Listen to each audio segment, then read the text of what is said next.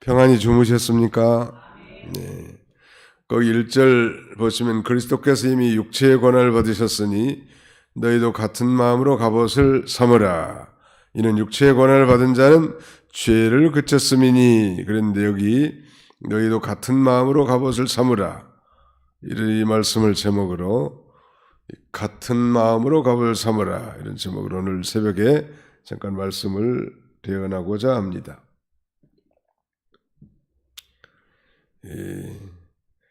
같은 마음으로 제목을 한번 따라서 볼까요? 같은 마음으로 갑옷을 삼으라.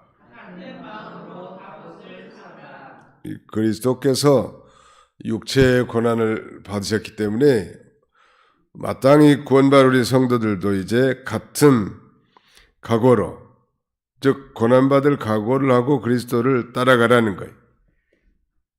너희도 같은 마음으로 갑옷을 삼으라. 이 갑옷을 삼으라는 말은 무장하라 그런 말이에요. 성도가 그리스도와 같이 고난받을 각오로 또 그런 자세로 무장하라는 거예요. 이 고난이 없는 그리스도인이란 상상할 수 없는 거죠. 우리 주님이시고 상전이신 예수님께서 그 고난을 다 당하시고 구속을 성취하시고 이 죄의 문제를 해결하신 것처럼 우리도 예수를 믿고 주님을 따라가는 길은 이 고난이 반드시 있기 때문에 이 그리스도와 같이 고난받을 각오를 가지고 무장하라는, 특별히 우리도 이 선을 위해서 고난받을 각오를 하라는 거예요. 그것이 하나님의 뜻이라고 했습니다. 3장 17절 그 옆에 같이 한번 읽으십시다. 3장 17절 시작. 선을 행함으로 고난을 받는 것이 하나님의 뜻일진데 악을 행함으로 고난받는 것보다 나으니라. 선을 행함으로 고난받는 것이 하나님의 뜻이란 말. 그 선을 우리가 다 듣고 배운 대로 무릇 경건하게 그리스도 안에서 경건하게 살고자 하는 자는 이 핍박 즉 박해를 받으리라. 우리가 다 배운 바 있습니다. 그리고 그 1절 하반절에는 이는 이유를 말하는데 육체의 고난을 받은 자는 죄를 그쳤음이니. 창세기 4장 7절에는 선을 행하지 아니하면 죄가 문에 엎드린다고 했습니다. 그러니까 우리가 죄를 안 지어야지 그런다고 해서 죄를 안 짓는 건 아니란 말이에요. 오히려 적극적으로 하나님의 뜻은 고난이 있지만 그래도 선을 행하고 나갈 때 말하자면 죄가 그쳐진다는, 이게 아주 가장 적극적인 방법이죠. 우리가 늘 예배드리는 시간, 주를 위해서 봉사하는 시간, 기도하는 시간, 전도하는 시간, 그럴 때는 뭐 죄가 틈도 못하죠. 대개 다 뭐 속된 말로 이 등 따숩고 배부를 때 어떤 일에 대해서 이제 타성이 젖어가지고 익숙해져 있을 때 죄를 짓게 됩니다. 가령 다윗 같은 경우도 그가 뭐 사울에게 쫓기고 전쟁이 있을 때 죄 짓는 게 아니고 오히려 늦지막하게 이렇게 안일한 가운데 그 못된 죄를 짓게 되고 마귀가 그 틈을 노렸는데 결국 넘어갔단 말이에요. 그러므로 적극적으로 선행하는 게 좋다는, 이 한문에도 일일 불열섬이면 제약이 계작이니라. 하루라도 선을 생각하지 않으면 모든 죄가 속에서 스스로 일어난다는 것.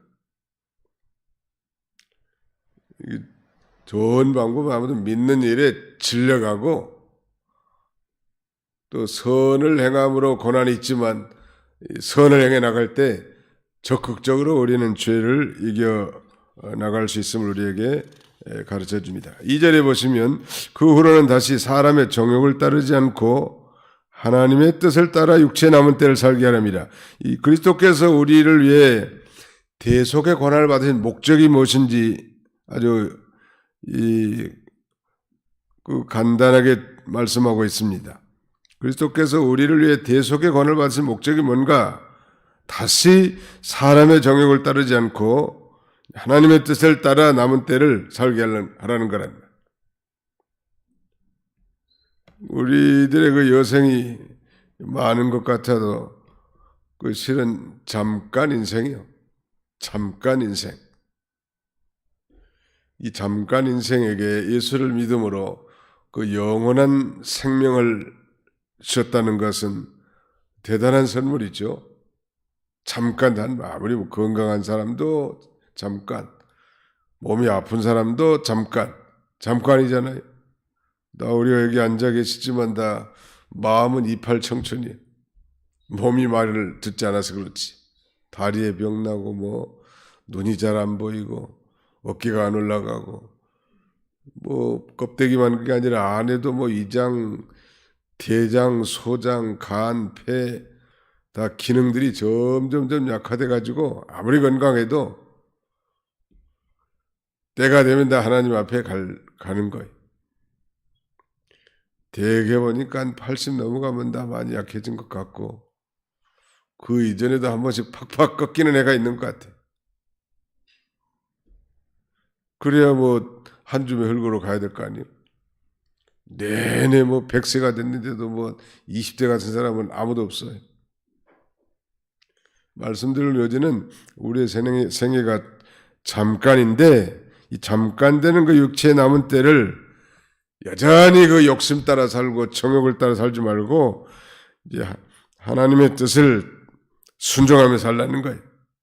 그러면은 고난이 오는데 그 고난을 잘 감내하는 예수님이 그렇게 했던 것처럼 우리가 어떻게 해야 하나님의 뜻대로 살까? 너무 막연하고 좀 추상적인 것 같은데 구체적인 것은 우리가 어떻게 하나님의 선한 뜻을 따라 살 수 있을까요? 하나님의 말씀을 순종하는 거예요. 막연하게 교회에 나오고 말씀 듣는데 그치지 말고 이제는 내 삶 가운데 하나님의 말씀을 순종하는데 특별히 뭘 순종하는가 하면 이 자기에 대한 하나님의 뜻을 순종하네. 자기에 대한. 게으른 사람은 이제 부지런하고 성질을 잘 부린 사람은 이제 좀 온유하고 겸손하고 나는 안 되지만 하나님께 그렇게 간구하고 또 자신도 노력하라는 말. 왜 고난이 없을까요? 내 인생은. 순종하지 않기 때문에 고난이 없습니다. 이 하나님의 말씀을 순종하고 또 자기에 대한 하나님의 뜻을 순종하려고 하면 반드시 고난이 있기 때문에 하나님의 뜻을 행하려고 하면 바로 그 고난을 각오해야 돼.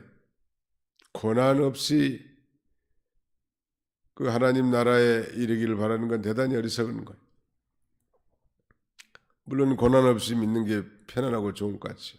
침대차 타는 건 편안하고 좋지만 3등 열차 입석으로 서서 가는 건 어려운 일이지만 아무튼 우리의 이 신앙의 여정은 고난이 배태되어 있다는. 그런데 그 고난이 고통과 괴로움으로 끝나는 게 아니고 그 고난을 통해서 죄를 끊어버리게 되고 그 고난을 통해서 하나님의 뜻을 이루어가니까 그 이기면 아주 그 세상에서 얻을 수 없는 하늘의 기쁨으로 충만하게 되는 거예요. 기뻐하고 즐거워하라. 너희 상이 하늘에서 크민이라. 하나님이 또 위로해. 주님을 위해서 고난당하면 위로해 주는. 어떻게 그 순교자들은 그렇게 무시무시한 순교의 제물로 자신을 드릴 수 있었을까? 이 죽을 것이 생명에게 삼킨 바 된 것인데 말이죠. 이 말씀 하나하고 자기 육신의 생명하고 바꿔가진 건데 아마 뭐 스데반의 예를 우리가 성경에서 볼 수 있는 것처럼 그 얼굴이 천사와 같이 빛난 거 보면 정말 내가 하나님의 말씀을 증거하다가 믿음으로 살다가 이렇게 주님을 위해서 내가 내 목숨을 주님 앞에 드릴 수 있는 게 너무너무 영광스러운 일이구나. 아주 기쁨이 충만하고 사랑이 충만하고 성령이 충만한 가운데 있는 거예요.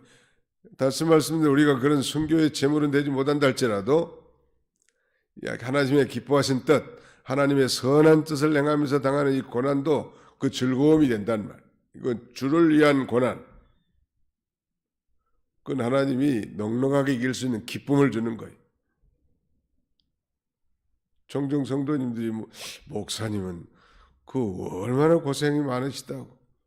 새벽 기도부터 시작해서 뭐 할 일이 태산 같을 텐데 얼마나 고생이 많느냐고.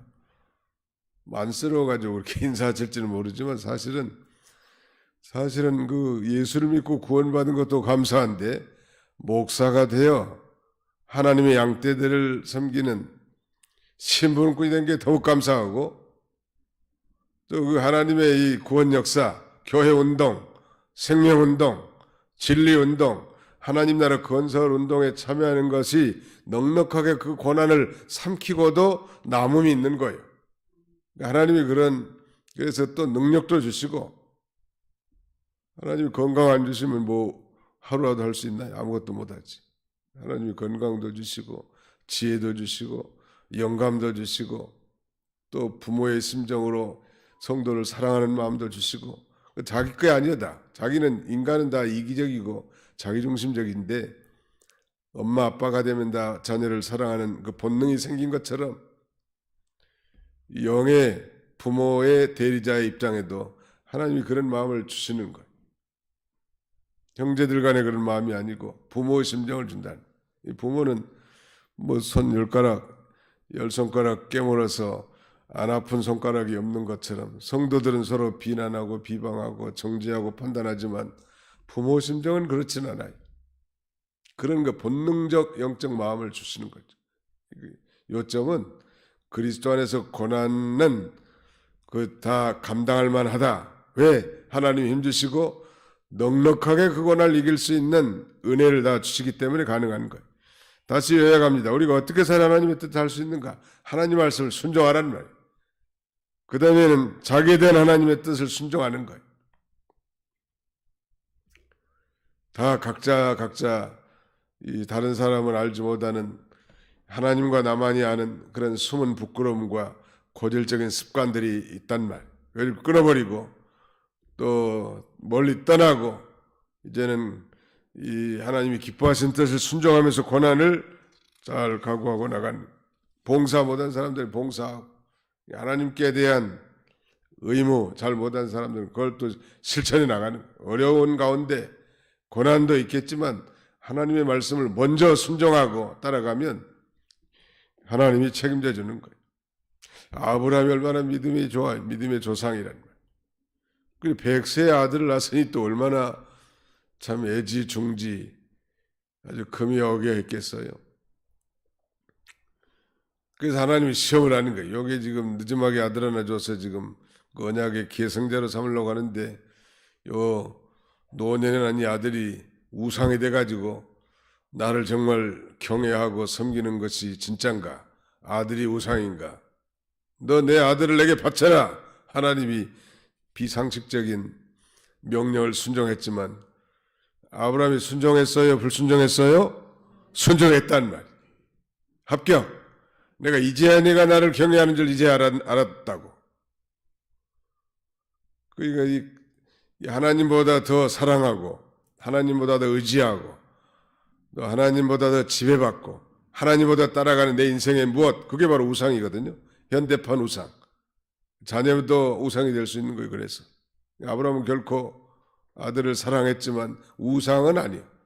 아브라함의 신앙은 하나님을 경외하는 게 우선이란, 그런 절 하나님이 기뻐하시고 모든 걸 다 맡기시죠. 모든 걸 다 주시고 3절에 보시면 너희가 음란과 정욕과 술취함과 방탕과 향락과 무부한 우상 숭배를 하여 이방인의 뜻을 따라 행한 것은 지나간 때가 족하도다. 성도 하나님의 뜻을 살할 이유는 이제 이방인의 뜻을 따라 죄악된 생활을 하는 것이 지나간 때가 족하단 말. 이건 뭐 과거에 죄악 생활한 것이 만족하다는 말이 아니죠. 과거에 죄악된 생활 못된 것이지만 이제 그걸로 끝마치고 이제는 다람쥐 쳇바퀴 도는 것처럼 그런 이 고질적인 습관과 제약에 머물지 말고 하나님이 기뻐하신 뜻대로 살아야 된다는 걸 우리에게 교훈해 줍니다. 나 예수 믿기 전에는 다 음란, 정욕, 술취함, 방탕함, 향락, 무법한 우상숭배 이거 안 한 사람 없어요. 죽을 때까지 이걸 계속한다. 믿지 않고 그 지옥 가는 거예요. 과거에 우리 조상들은 다 이런 삶을 살았는 거예요. 또 예수 믿기 전에 우리의 인생이 이런 걸 다 추구하는 거예요. 우리 죄악된 본성이 추구하는 거니까요. 관습을 따라. 4절, 이러므로 너희가 그들과 함께 그런 극한 방탕에 다름질하지 아니하는 것을 그들 이상히 여기나니. 세상 친구들은 예수 믿고 이상하게 이 새로운 변화된 그런 삶을 사는 걸 이상하게 생각하는. 저도 이 예수를 제대로 믿기 전에 시원찮을 때는 이 세상 친구들이 좀 많았거든요. 그런데 이제 본격적인 예수쟁이가 되고 그들이 말하는 예수 환자가 되다 보니까 스스로 이상하게 생각하고 가까이 하는 걸 두려워하는 것 같아요. 보니까 저 친구를 만나서 뭐 술도 안 마시고 담배도 안 피고 맨 예수 얘기나 하고 재미가 없어. 이상하게 생각하는. 근데 여기 보니까 그들도 이상히 여겨 비방하지만 그런 비방을 아랑곳하지 말고 하나님의 뜻을 행하라는 거예요. 왜냐하면 5절에 그들이 산자와 죽은 자를 심판하기로 예비하신 이에게 사실대로 고하리라. 예수님은 마지막 날 이제 우리가 신앙 고백했던 것처럼 저리로서, 즉 저리로서라고 하는 이 사도신경의 이 말의 뜻은 거기로부터 그 말이에요. 거기로부터 산자와 죽은 자를 심판하러 오시리라. 이 산자와 죽은 자를 심판하실 주님이 계시라는 말이에요. 그러므로 하나님 말씀대로 바로 믿고 바로 살려고 하는 사람을 비방하는 자들은 이 다음에 이제 그 예수님 앞에 직접 자기 입으로 그 모든 죄를 말하자면 직구할 날이 오고 그들 행위를 따라 심판을 받게 됩니다. 이걸 우리가 진정으로 안다면 세상 사람들이 저것 변했다, 이상하다, 군대 갔더니 기독교 환자들 집합 그러더라고. 그 소대장이 아니라 내부 환자. 예수 믿는 사람들 전부 환자로 취급하든지 미친놈으로 취급하든지 그게 무슨 상관이. 우리는 교회만 가면 되고 믿는 일만 하면 되는 거 아니에요. 비아냥하는 거예요. 사실은 잘 알지도 못하면서. 바울 사도에 대해서도 아그리파 왕인가요? 베스도 왕인가? 바울아, 내가 미쳤도다. 내 많은 학문이 너를 미치게 하였도다. 그렇게 비방하지만 바울이 자기가 미치지 않았다는 사실을 확실하게 얘기를 하잖아요. 미친놈 취급을 하든지 정신병자를 취급하든지 그게 우리에게는 별로 중요하지 않아. 일단 예수 믿고 성령 받은 그리스도인들은 이 변화된 삶을 살 수밖에 없어요. 우리의 중생한 영, 즉 새 생명이 성령의 인도를 따라 하나님이 기뻐하신 뜻을 순종해 나갈 때 고난도 오지만 변화된 인생, 새로운 인생이 새로운 삶을 살게 되고 하나님이 기뻐하신다는 이런 복된 삶을 사는 그런 저와 여러분들이 다 되시기를 주님의 이름으로 축원합니다. 기도합시다. 기도하겠습니다.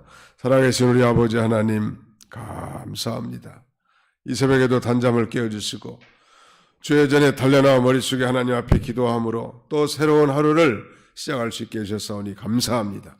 오늘은 특별히 8월 마지막 날인데 지난 8월 한 달간 정말 폭염과 폭우, 폭풍에 이르기까지 참으로 그런 어려운 가운데서도 우리를 생존하게 해주시고 또 하나님의 은혜로 통과하게 하신 걸 참으로 감사합니다.